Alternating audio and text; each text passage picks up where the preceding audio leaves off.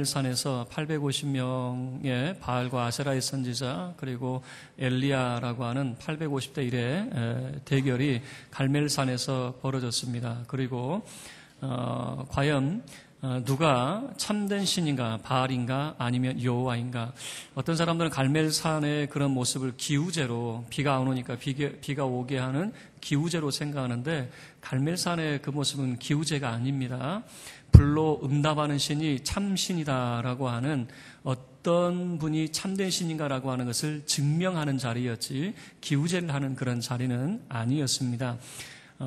엘리야가 준비했던 그 제단에 여호와의 불이 임하여서 여호와가 참된 신인 것을 확인하게 되어지고, 그리고 바알의 선지자들을 기손 시내가에 이제 내려가서 그들을 죽이게 되어지는 거죠. 그리고 이제 41절부터의 모습은 3년 6개월 동안 긴 가뭄 후에 이제 큰 비가 내리는 장면이 되어집니다. 3년 6개월의 긴 시간 동안 너무 목말라 있었습니다. 그리고 이제 큰 비가 내리는데, 이 큰 비가 갖는 의미가 있습니다. 우리나라는 1년 12달 늘 비가 오죠. 그러면 여름에는 장맛비가 있지만은 겨울에도 큰 비가 와야 됩니다. 우리는 이것을 눈이라고 하는 거죠. 그래서 겨울에는 눈이 많이 와야 내년에 풍년이 들겠구나라고 하는 그런 예측을 하게 되어지죠. 우리나라야 12달 내내 비가 오는 그런 기후이지만, 이스라엘은 6개월에 비가 오는 기간과 6개월에 비가 오지 않는 그런 기간이 있습니다. 그 6개월에 비가 오지 않는 기간에 유대인의 3대 절기가 있다고 말씀을 드렸어요. 건기 동안에 6월절, 77절, 장막절이라고 하는 3대 절기가 있습니다.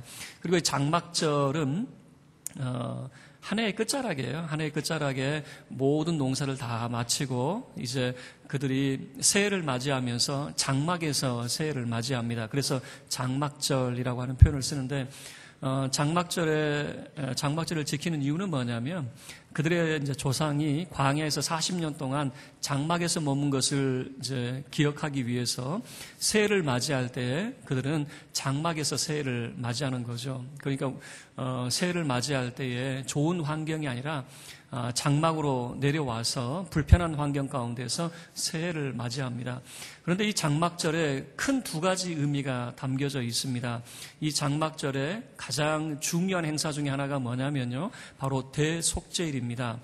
대제사장이 성전에 들어가지만은 지성소의 자리는 1년에 단 한 차례밖에 들어갈 수가 없습니다.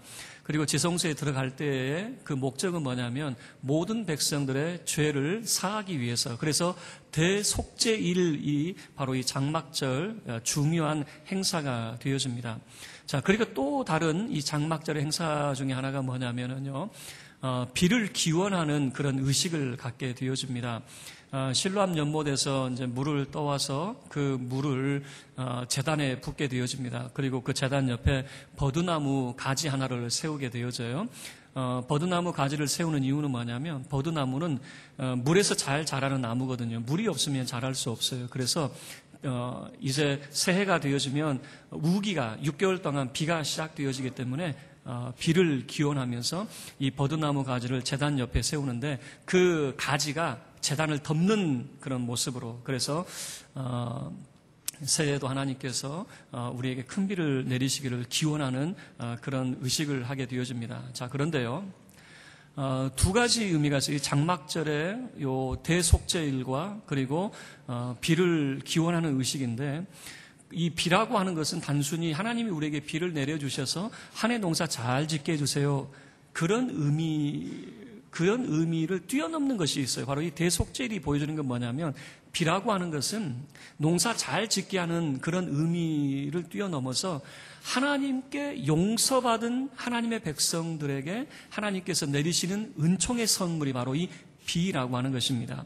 그래서 이 비라고 하는 것은 하나님께서 죄를 사해 주시고 사해 주신 다음에 내리시는 것이 비, 큰 비를 내리게 되어지는 거죠. 그래서 이 바알의 선지자들이 기손시내가에서 다 이제 죽이는 악을 제하게 되어지는 겁니다. 그래서 이스라엘 백성의 악을 제하고 난 다음에 하나님께서 큰 비를 내리시는데 41절부터 44절까지의 내용을 보면요, 올라간다라고 하는 말들이 그런 단어가 계속해서 반복이 되어지고 있습니다. 그리고 45절과 46절에는 이제는 큰 비가 오니까 이스라엘로 이제 들어가는데 아합은 마차를 타고 가는데요, 엘리야에게는 여호와의 능력이 엘리야에게 임해가지고 마차보다 그 앞에서 달려가는 그런 모습을 보여주고 있어요. 그러면 왜 이 엘리야가 아합 왕의 마차 앞에서 달려가게 되어질까? 그렇게 안 하면 엘리야는 비를 혼자 다 맞아야 돼요. 그런데 여호와의 능력이 임하여서 엘리야도 비를 맞지 않았다라고 하는 것을 간접적으로 보여주는 것이죠. 자, 그러면 큰 비라고 하는 것도 하나님께 대속의 은혜를 받은 이 사람들에게, 그의 백성들에게 내려주신 하나님의 은총의 표징이 바로 이 큰 비라고 하는 것입니다. 자, 그러면 이 여호와의 능력이 어떤 사람에게 임했는가라고 하는 것을 41절부터 44절까지 이제 중심으로 네 가지를 우리가 살펴보도록 하겠습니다. 여호와의 능력이 어떤 사람에게 임하는가? 첫 번째는 믿음의 귀를 가진 사람에게 여호와의 능력이 임합니다. 41절 말씀을 보셔요. 엘리야가 아합에게 이르되 올라가서 먹고 마시소서, 큰 비 소리가 있나이다. 자, 보세요. 지금 시간대로 따지고 보면 아직 구름 한 점 일어나지 않았습니다. 지금 먹구름, 그러니까 비구름이라고 하는 것도 전혀 일어나지 않았는데 갑자기 엘리야가 아합 왕에게 하는 이야기가 뭐냐면 일어나서 먹고 마시라는 거예요. 올라가서 먹고 마시라는 거예요. 왜 그러느냐? 지금 내 귀에는 큰 빗소리가 들립니다 라고 하는 거예요. 아니, 다른 사람 귀에는 안 들리는데 왜 엘리야의 귀에는 그 소리가 들린답니까? 엘리야의 귀는 뭐 신통력이 있어서 다른 사람이 듣지 못하는 것을 듣는단 말입니까? 아니죠. 하나님께서 엘리야를 아합 왕에게 보내신 목적이 1절에 잘 소개가 되어져 있습니다. 1절 말씀을 보면 하나님께서 엘리야를 아합에게 보낸 이유가 뭡니까? 내가 비를 내리겠다. 너 아합 왕을 만나라. 바로 그런 것이거든요. 이제 엘리야의 귀에 들리는 큰 빗소리라고 하는 것은 하나님 말씀에 대한 그런 신뢰라고 하는 것을 잘 보여주고 있는 거죠. 이제 하나님께서 엘리야를 보내신 목적이 뭡니까? 비를 내리시기 위한 목적이었는데 이제 하나님께서 이 땅에 큰 비를 내리실 것이다 라고 하는 것이죠. 말씀에 대한 신뢰가 없었다면 이 엘리야가 그렇게 말을 못했을 겁니다. 내 귀에 큰 빗소리가 들립니다 라고 하는 것을 말하지 못했을 것이다 라고 하는 거예요. 우리는 믿음과 들음과 말씀이라고 하는 삼각관계에 대해서 잘 알고 있습니다. 믿음은 들음에서 나며 들음은 그리스도의 말씀으로 말미암는다 라고 하는 믿음과 들음과 말씀의 삼각관계에 대해서 너무나도 잘 알고 있어요. 그래서 많은 사람들이 우리가 그리스도의 말씀을 들으면은 믿음이 저절로 자랄 것으로 그렇게 생각을 하게 되어집니다. 그러나 여러분, 아무리 좋은 말씀이라 할지라도 듣는 자의 태도, 듣는 자의 자세가 중요합니다. 왜 그러냐면 히브리서 4장 2절 말씀에 그들과 같이 우리도 복음 전함을 받은 자이나 들은 바 그 말씀이 그들에게 유익하지 못한 것은 듣는 자가 믿음과 결부시키지 아니함이라. 아무리 좋은 말씀을 듣는다 할지라도 믿음과 결부되지 않으면 그 말씀이 유익되지 못한다라고 하는 것을 보여주고 있는 것이죠. 그러니까 좋은 말씀 듣는다고 내 믿음이 자라는 게 아니라 어떤 자세로 우리가 말씀을 받느냐라고 하는 것이 중요하다는 거예요. 예수님께서 이런 말씀을 하셨습니다. 들을 귀 있는 자는 들을지어다 그랬어요. 들을 귀가 뭡니까? 들을 귀라고 하는 것은 우리에게 지혜와 지식이 있어서 예수님이 말씀하시면 그 말씀을 이해할 수 있는 능력, 그게 아닙니다. 만약에 지혜와 지식이 있어서 말씀을 들을 수 있는, 예수님의 말씀을 들을 수 있는 그런 이해력이라고 우리가 생각한다면 오히려 예수님의 말씀을 바리새인들, 서기관들이 더 잘 알아듣고 믿음이 생겨야 됩니다. 그러나 듣는 귀가 누구에게 있었습니까? 가난한 사람, 어리석은 사람, 미련한 사람, 창녀와 세리 같은 사람, 그런 사람들에게 있었습니다. 왜요? 말씀은 듣는 자세가 중요하기 때문에 그렇습니다. 좋은 말씀을 들었다고, 훌륭한 말씀을 들었다고 내 믿음이 자라는 게 아니에요. 듣는 자의 자세, 간절한 마음으로 말씀을 받는 자에게 말씀의 능력이 나타나고 믿음으로 결부시킬 때에 그 말씀이 내 말씀이 되어지는 것이죠. 여러분, 믿음의 귀라고 하는 것이에요. 하나님 말씀이 우리에게 선포되어집니다. 모든 사람들이 말씀을 들어서 믿음이 자랍니까? 말씀을 듣는 자세예요. 저는 듣는 귀를 뚫린 귀라고 저는 생각을 합니다. 무슨 말입니까? 성경 시대에는요, 두 가지 종이 있었습니다. 채무 관계에 의해서 어쩔 수 없이 종이 된 사람이 있었어요. 그리고 또 한 종류는 뭐냐면 주인을 사랑하고 자기 가족을 사랑하는 나머지 스스로 종이 된 사람이 있었어요. 그래서 길거리 돌아다니는 종들의 모습을 보면 종 중에 귀가 뚫린 종들이 있었어요. 스스로 종이 된 사람은 벽에다가 귀를 대고 귀를 뚫어버렸어요. 그래서 길거리에 돌아다니는 사람들 보면 알 수 있어요. 귀가 뚫리지 않는 사람은 채무관계 때문에 종이 된 사람이지만 뚫린 귀를 가진 사람은 주인을 사랑함으로써 종이 된 사람이에요. 스스로 종이 된 사람이에요. 여러분, 그게 무슨 말입니까? 우리가 말씀을 받을 때에 어떤 자세로 받느냐? 내 생각이 있으면 주님의 말씀 가운데 저는 그렇게 생각하지 않는데요. 그건 이치에 합당하지 않는데요. 자꾸 자기 말을 하게 되어지는 거예요. 그러나 뚫린 귀를 가진 종은 주인에게 여러분 대답하지 않습니다. 주인에게 이래라 저래라 하지 않습니다. 주인이 말씀하면 네, 그렇게 하지요. 뚫린 귀를 가진 사람은 주인이 말씀을 하면 네, 아멘입니다. 그렇게 하겠습니다. 여러분, 이게 듣는 귀라고 하는 거예요. 듣는 귀는 우리가 어떤 자세로 말씀을 대하고 있는가라고 하는 거예요. 우리가 말씀을 듣습니다. 말씀을 들을 때 믿음이 자라납니다. 어떤 자세로 말씀을 받고 있느냐? 사모하는 마음으로 하나님의 말씀이 진리입니다. 내게 들려주시는 주님의 음성입니다. 이런 사모하는 마음으로 말씀을 받을 때에 믿음의 귀가 열리게 되어지는 것이죠. 다른 사람은 듣지 못했던 그 소리를 듣고 있었습니다. 내 귀에는 큰 빗소리가 들립니다. 바로 하나님의 말씀을 신뢰하고 그 말씀대로 이루어질 것을 확신했던 엘리야의 귀, 바로 믿음의 귀를 저와 여러분이 갖게 되어지기를 축원합니다. 두 번째는 기도의 무릎입니다. 42절 말씀을 보면 엘리야가 갈멜산 꼭대기로 올라가게 되어집니다. 땅에 꿇어 엎드려 그의 얼굴을 무릎 사이에 넣게 되어집니다. 갈멜산 꼭대기에 올라가더니 엘리야의 모습을 보세요. 그 모습은 웅크리고 있는 모습입니다. 바짝 웅크리고 있는 그런 모습이 아니겠습니까? 기도하는 그런 모습을 한번 생각을 해보세요. 많은 사람들이 어떻게 기도합니까? 유대인들은 성전에 서서 주로 기도합니다. 하늘을 바라보고 두 손을 높이 들고 하늘을 바라보면서 그들은 기도를 합니다. 그리고 통곡의 벽 앞에서 현대 유대인들의 기도 모습을 보면요, 서서 성경을 낭독하거나 아니면 성경을 암송하면서 허리를 왔다 갔다 하면서 그런 기도하는 모습을 여러분이 보게 되어질 거예요. 그게 유대인들의 기도의 모습이었어요. 자, 그러면 천주교인들은 어떻게 기도를 할까요? 이런 장의자가 있으면요, 장의자 밑에 보면 기도판이 있습니다. 기도판. 그래서 그것을 내리고 무릎을 꿇고 기도하는 그런 모습을 보게 되어져요. 제가 말하는 게 이해가 되시죠? 저도 가서 한번 흉내를 내봤거든요. 그렇게 기도하는가라고. 또 불교인들은 어떻게 기도합니까? 방석에 무릎을 꿇고 그들은 허리를 엎드려서 손을 이렇게 하늘을 펼친 채로 기도를 하죠. 우리의 기도법은요, 의자에 앉아서 두 손을 가지런히 모으고 기도하거나 때로는 우리가 큰 소리로 주의 이름을 부르면서 기도하는 그런 모습이죠. 자, 그러면 이 엘리야는 지금 잔뜩 웅크리고 있는 그런 모습입니다. 여러분, 기도가 딱 정형화됐다고 말할 수 없어요. 때로는 서서 기도할 수 있고 앉아서 기도하거나 무릎을 꿇고 기도하거나, 여러분 다 가능해요. 꼭 어떤 것이 이것만이 참된 기도다. 기도가 여러분 굳이 눈을 감으라는 법이 없어요. 한국에서는 왜 눈을 감으라고 하는지 모르겠어요. 눈 떠도 돼요. 눈을 감는 이유가 뭐죠? 집중하기 위해서잖아요. 집중하기 위해서. 눈을 감아도 집중이 안 되면 눈 좀 떠봐요. 이렇게 말하니까 이상하나요?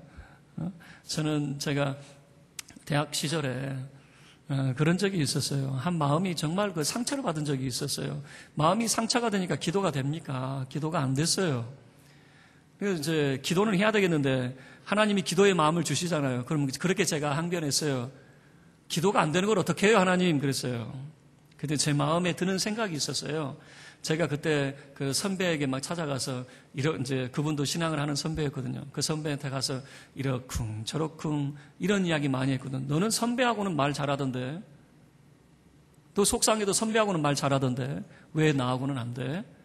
제가 제 마음속에 이런 생각 때문에 제가 깜짝 놀랐어요.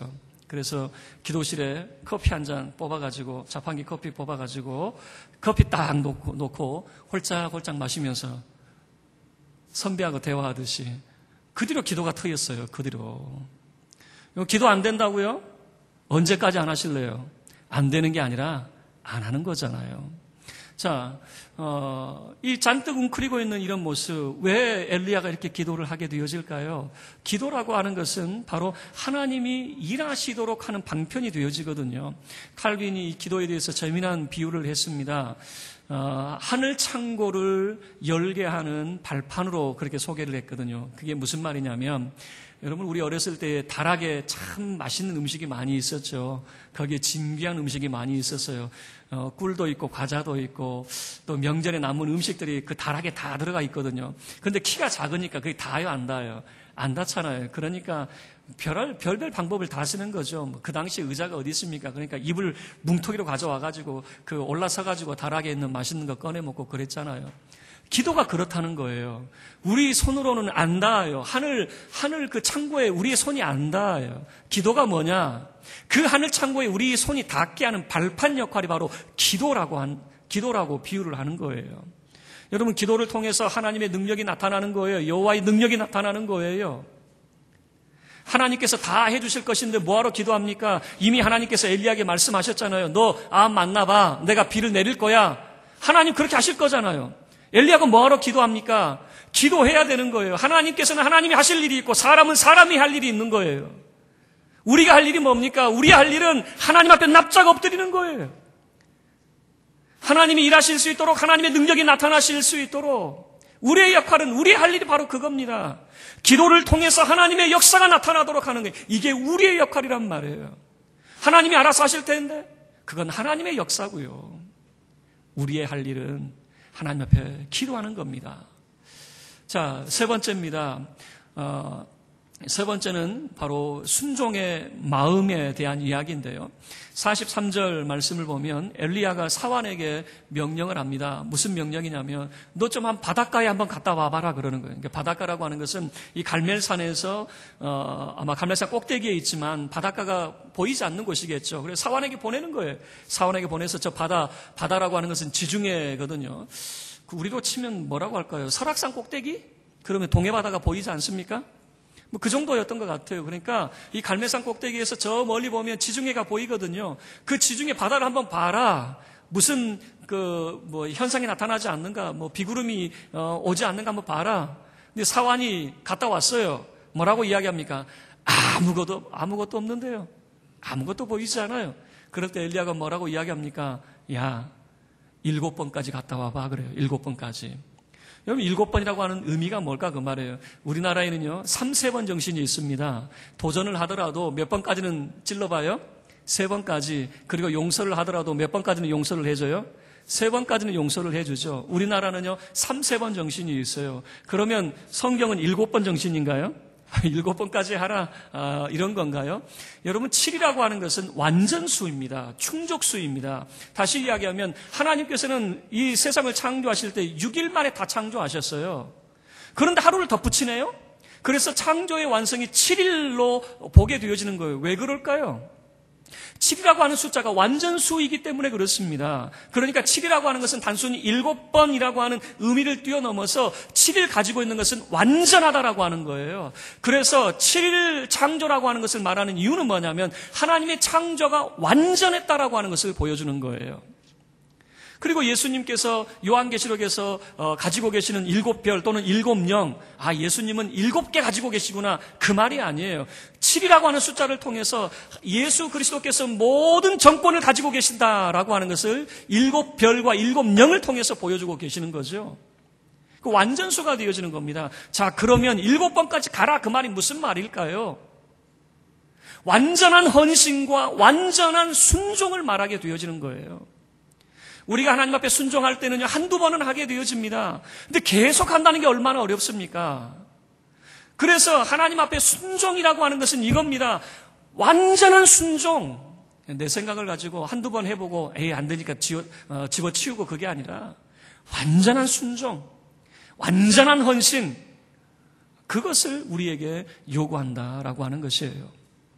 그래서 이 7번이라고 하는 것은 나중에 이 나만 장군에게서도 다시 한번 발견이 되어집니다. 엘리사가 나만 장군에게 그의 나병이 치료되는 방법에 대해서 소개를 하죠. 뭐라고 이야기합니까? 요단강물에 7번 몸을 담그라 그러잖아요. 나만이 씩씩거립니다. 아니, 내가 누군데? 내가 이래봬도 아람의 장군인데, 장군도 보통 장군입니까? 왕의 총애를 받는 장군인데, 이건 내가 왔으면 좀 머리에 뭐 손을 얹고 아니면 뭔가 좀 신비한 그런 방법들을 동원해서 뭔가 열심을 보여줄 줄 알았는데 그냥 가라는 거예요. 쳐다도 안 보고 요단강물에 가서 몸 7번 담그래요.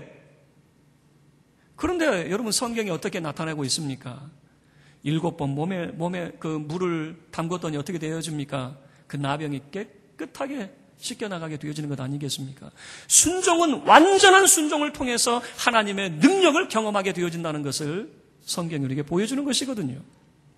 우리는 이런 생각을 합니다. 하나님 앞에 한두 번은 우리가 참 순종을 잘합니다. 여러분, 그러나 우리 마음속의 순종은요, 7번 순종이라고 하는 사실을 명심을 하셔야 돼요. 완전한 순종이에요. 여호와의 능력을 경험하기 위해서는 완전한 순종할 때에 여호와의 능력을 경험을 하게 되어지는 거죠.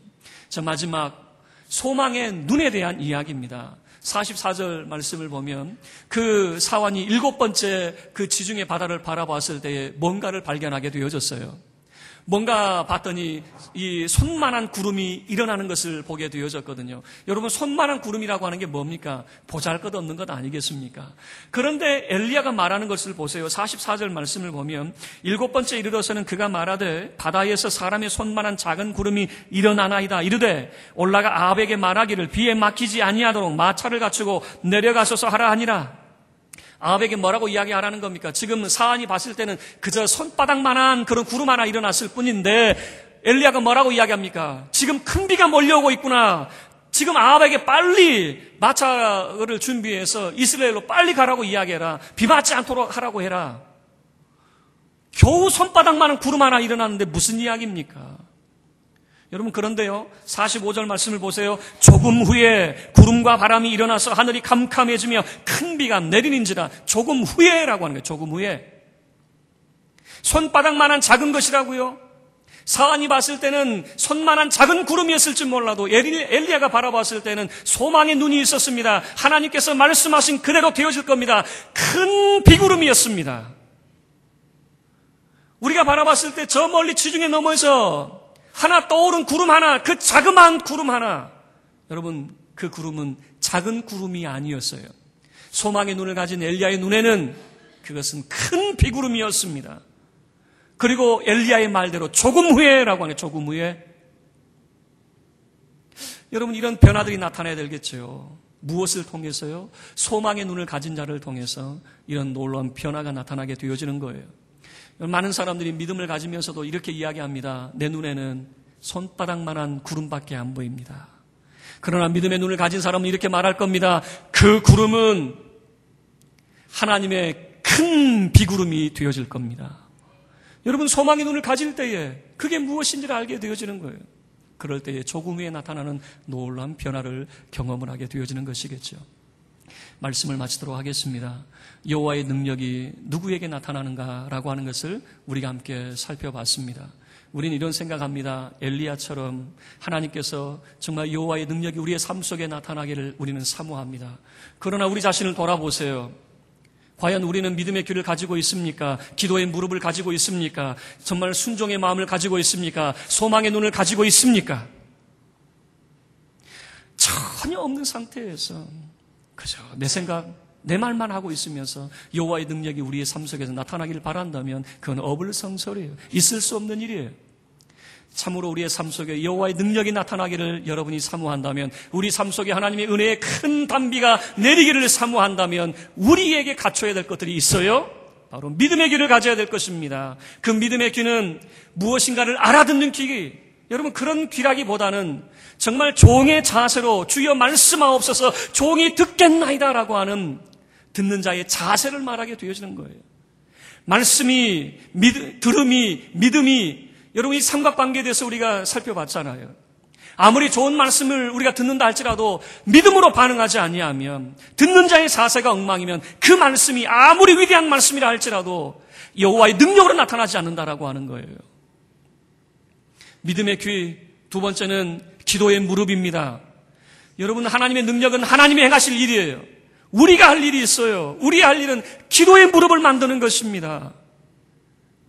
엘리야의 모습을 보셔요. 사원에게는 갔다 와라. 네가 한번 다 봐라 그랬어요. 엘리야는 뭘 봅니까? 아무것도 못 볼걸요? 웅크리고 있는 사람이 뭘 보겠습니까? 아무것도 안 보는 겁니다. 누구만 바라볼까요? 하나님만 바라보는 거죠. 사람이 눈 뜨고 바라볼 때는 보이지 않는 게 있어요. 그러나 때로는 우리의 눈이 감길 때에 보이는 것이 있어요. 그때 보이는 하나님의 영광이 있는 거예요. 엘리야는 아무것도 보지 않아요. 웅크리고 있는 자가 뭘 봅니까? 그저 하나님께 집중하는 거죠. 우리의 기도의 무릎, 정말 하나님 앞에 집중하는 그런 시간들을 통해서 정말 하늘 보아 이 하늘 창고를 여는 기도의 무릎이 되어지기를 바랍니다. 세 번째는 우리의 순종의 마음입니다. 7번까지 갔다 오라라고 하는 여러분 이 말씀이에요. 완전한 헌신과 완전한 순종이 필요한 거예요. 한두 번은 누구나 할 수 있어요. 순종이요? 왜 우리가 순종이 안 된다고 이야기하냐면 한두 번은 해봤는데 그 다음이 안 되거든요. 완전한 순종이에요. 우리 마음의 자세에 여러분 하나님 앞에 다짐하셔야 됩니다. 내가 7번까지 그리하겠습니다. 완전한 헌신과 완전한 순종을 통해서 여호와의 능력을 내가 바라보겠습니다. 라고 하는 우리의 마음의 순종이 있어야 돼요. 그리고 마지막 소망의 눈. 우리 눈에 보이는 건 어쩌면 지중해에 떠오른 손바닥만한 자그마한 구름일지 몰라요. 그러나 여러분 소망의 눈을 가져보셔요. 그것은 하나님의 큰 비의 모습이라고 하는 사실이에요. 저와 여러분이 믿음의 귀, 기도의 무릎, 순종의 마음, 그리고 소망의 눈을 통해서 여호와의 능력을 경험하는 자 되어지기를 주의 이름으로 축원합니다.